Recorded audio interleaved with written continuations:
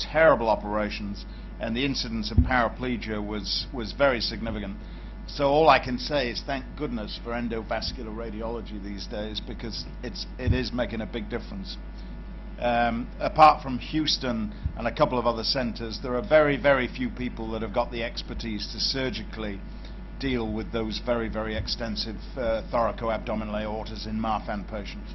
Michael, you want to come back? But that maybe touches on an interesting discussion as well, which is putting an endograft in a 20-year-old Marfan patient, which I would never, ever consider. Would you? No. Okay. I would. I know that you would. I think that one thing that has to be made clear here is that we can talk about Marfan patients and their aortic disease, but aortic disease is only one component of Marfan syndrome. And the patients that I see tend to have very significant cardiac disease. And most of the patients that we're seeing and putting endografts in have 2 to 3 plus, maybe 4 plus MR. They have had their 5 operations on their heart.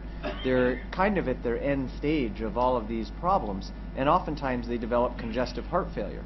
Now these patients are patients that I think you would turn down for surgery, but are going to die of a ruptured aneurysm because they have an 8-centimeter aneurysm. And so it becomes a question of how can we do this. Now I think there's absolutely nothing wrong with a stent graft in a young patient, depending on how it's put in. Well, wait. Can we just let Dietmar?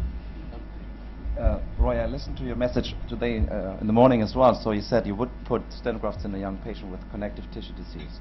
Don't you afraid of late secondary endoleaks or migrations? Because this is a progressive disease, and the landing zones will progress and may dislocate the device in the follow-up. That's very true.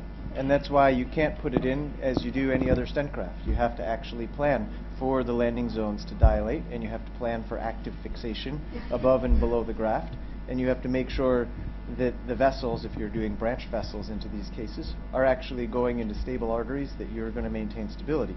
What I would argue about the conventional method of management is that these patients get multiple operations and ultimately need their entire aorta replaced, and that is not a benign procedure. When we have a type 2 thoracoabdominal aneurysm with a dissection in a Marfan's patient, we can see our cardiac surgeons come up with several excuses as to why they shouldn't operate on the patient.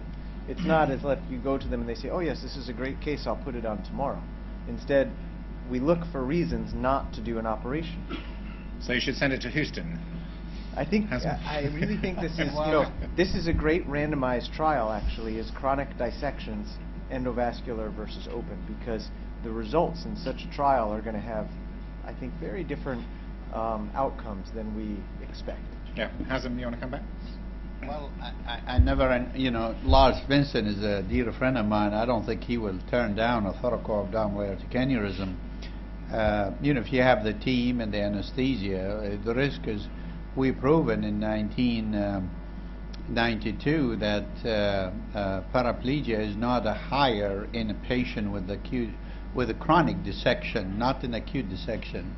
And the same Dr. Joe Caselli proved that. So it's not a higher risk for paraplegia. You have to have the team, and with our protein and pulled data from the market, it make it what we are doing, the platelet-rich plasma, where we take 15 cc of blood from the patient, circulate, and we have about a 10 cc per kilogram body weight, and we found the number of platelets we give to the patient, fresh frozen and blood, is markedly decreased. So we the dinosaur also, we are improving, so we are becoming a rock lizard.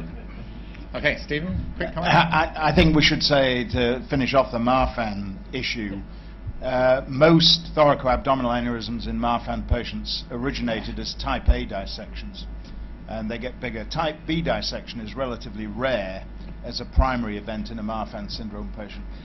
The best thing for any Marfan patient is to have a very early operation on his ascending aorta, and they need a valve sparing aortic root replacement, so that they don't have to have warfarin and all the complications of prosthetic valves and so on.